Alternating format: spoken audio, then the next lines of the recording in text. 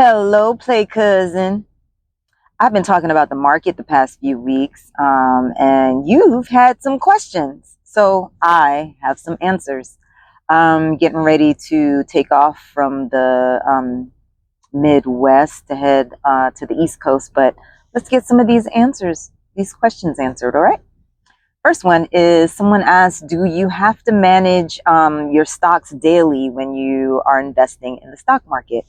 And the answer is no, especially if you decide to invest in index funds or ETFs, which is a grouping of companies.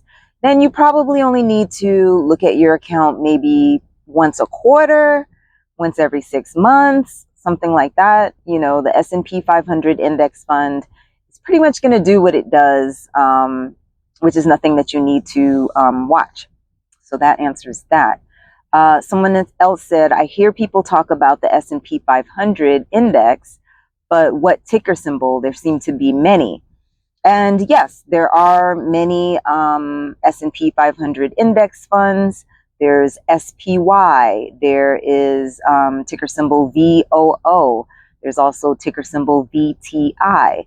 I'll put a link to a professor named Professor G, who did a video talking about the different S&P index funds that there are. The most popular ones that I hear talked about are VTI and VOO, and they've pretty much done the same as far as profits go over the years. So just pick one. All right, what brokerage? So people have said what brokerage to choose. I tend to stick to the big three. Vanguard, who was the inventor of the index fund. That's where I have my long-term investments. I also have an account with Charles Schwab, which is another great one. And then there's Fidelity. Those three are tried and true. They've been around for a long time. They're not going anywhere. So those are the three that I usually tell people to look into. Let's see. Somebody said, how do I feel about Acorn or Stash? I don't think that Acorn and Stash are a long-term investor option. I do think that they're great if you are limited on funds or have a quick goal. So let's say you want to start saving to have a $1,000 emergency fund.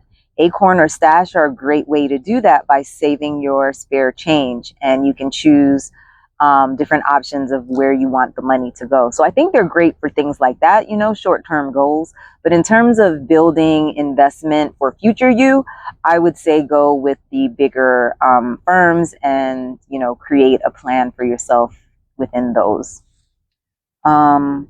What if I am paid inconsistently? Okay, hi, I'm someone who has never been paid a consistent check since 1999, I think was the last time I worked in an office and got paid the same amount every Friday or whatever it was. So what I do instead is I choose either percentages or a realistically low amount that you know you won't need to touch. So for example, let's say, okay, every time I work at the bar, bartending, I don't know what my tips are going to be, but I can pretty safely assume that I can take $20 out of whatever tips I make that night and put that into savings. Or, you know, I don't know, my checks could be anywhere from $300 to $1,200 each week. I don't know, it's going to fluctuate. So instead, I would say, all right, well, let me decide that I'm going to take 20% or 15% or 30% or whatever makes sense for your budgeting and your bills. So just decide on a percentage that you know you can stick to and decide I'm going to invest that percentage every time I get paid into an investment account. Do I invest before I pay my credit card debt? So for that, I would say focus on first getting an emergency fund of at least $1,000 first. You can build to get to 3 to 6 months of expenses later, but get at least $1,000 in an emergency fund first, and then work on getting rid of those credit cards. It might take a few months, a few years, but get rid of the credit card debt before you start any major investing. And that money that you're using to pay the credit cards can be used to invest instead, because with the credit cards, those high interest rates, they're eating your money alive. get rid of them. Make it a focus to get rid of them, no matter how many years it takes, no matter how long it takes. Get rid of the credit card debt. That money is the money that you could be paying future you and investing for future you. Let's see. Someone said, where do taxes come into all of this? Well, you actually get rewarded for being a long-term investor. So the longer you keep your money in the market, the less taxes you have to pay. So if you have just a regular brokerage account, then if you keep the money in there for more than a year and a day, then you pay a much lower tax on whatever profit you've made. If you take it out before a year and a day, you're going to be taxed on it just like you would your regular paycheck. So whatever rate that you pay in income taxes, you would pay on whatever profits you're taking out of the market earlier than a year and a day in a regular brokerage account. Now, if we're talking about retirement accounts, there are two different ones that are very popular. So a Roth IRA is an account that you would set up for yourself. You can put up to, I believe, $7,000 a year into it. And that's money that you've already paid income tax on. So when you take the money out years later, then you don't pay any taxes on it on the way out because you've paid taxes on it on the way in. Now, when we're talking about 401ks through jobs, that is the inverse. You're not paying taxes on it on the way in. And in fact, it lowers what you pay income tax on. But you are going to pay taxes when you're retired and you take money out of the 401k. So you pay taxes on the way out of a 401k.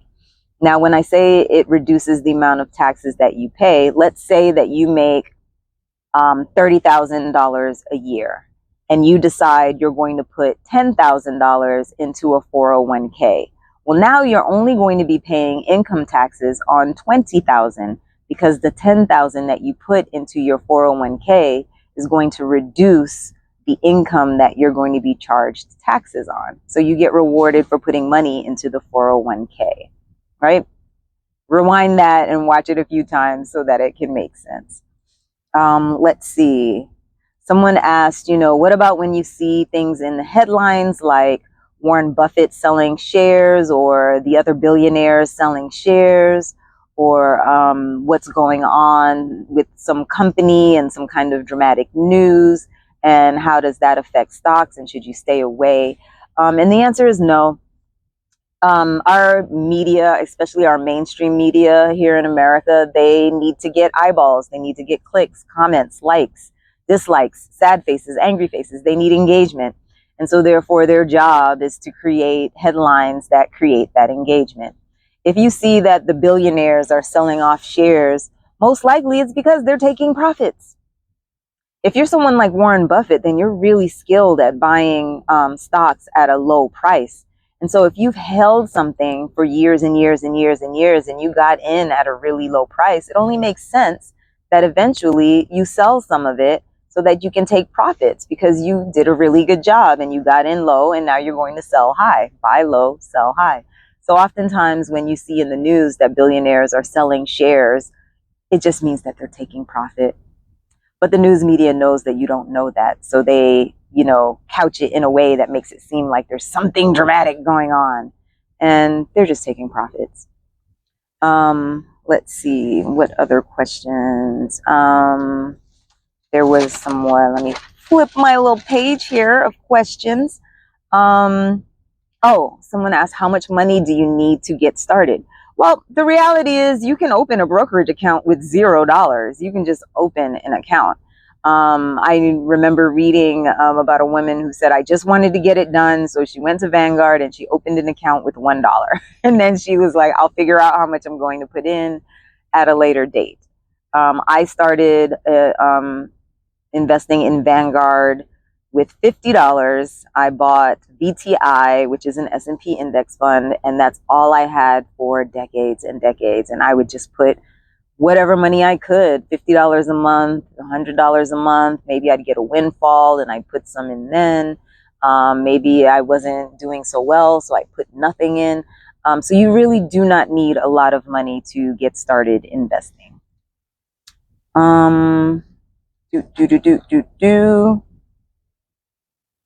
Okay. So someone was like, well, how do I even decide how much to invest? And this was the last question that I got. How you would decide, I'd say choose whatever amount that you know you're not going to need to dip into to touch. You have an emergency fund that is for dipping into when you need something that unexpectedly comes up. That's why you put a focus on getting that $1,000 at least aside to do that. What you put in your investment account, think of it as a bill that you have paid to future you. It is gone. It is not an option. It is no longer a thing that you dip into. So whatever that amount is, where if emergencies come up, you're going to be comfortable leaving your investments alone, that is the amount that you should choose. I'll tell you a story. The years after the pandemic were some of the hardest of my life. I was unemployed for a few years after all of the unemployment funding ended. I had zero income. And yet I would not touch my retirement portfolio because in my mind, I've paid that bill. I can't go to the phone and be like, hey, T-Mobile, I know I paid my phone bill last month, but something came up. Can I get some of that back? That bill has been paid. I can't go to the light company and be like, hey, I know I paid my light bill, but I have an emergency. Can I get some of that back for this other thing? You cannot do that. And so I think of my investments just like I've paid a bill to future me, because guess what? I was 8 or 9 months behind in rent in New York City, but me taking away money from future me is going to help that landlord who's not going to be around to help future me. So I'm not going to steal from future me to help out the landlord. I had to figure some other way out. I just had to figure some other way out. So make sure that you choose an amount that is enough where no matter what comes up, you're going to leave it there, right? So yeah, those were some of the questions that came up that I wanted to answer. Stock market questions answered for you. And next week, we're going to get back on the road and we're going to be vlogging with trucking stuff. But I really wanted to take this time, these last few weeks, to talk about why I'm even trucking in the first place. I am trucking for financial independence. I am trucking so that I have a check every week that I can invest in the stock market. And I wanted to. So I'm also sharing this journey with women over 40 in my school community. If you would like to get a free class that explains the stock market basics in a very simple and easy to understand way, then there will be a link in the description to get a free 90-minute class. I'm also currently doing a 14-day challenge, which will remain there as well. So you'll have access to a 14-day challenge that will integrate the information from the class into smaller bits, smaller bite-sized nuggets of stock market knowledge. Because I promise you, it is not as difficult as the powers that be want you to think it is. It is not as hard to be a long-term investor as you've decided in your mind that it is. It is not, I promise. And so come join me on this journey, and I'll share with you everything that I've learned and everything that I am learning. I am Essence Revealed, and I am on this journey from actor to tractor, financial independence, and life and location freedom, so that other women over 40 can see that it is never too late to try something new or to invest in the stock market.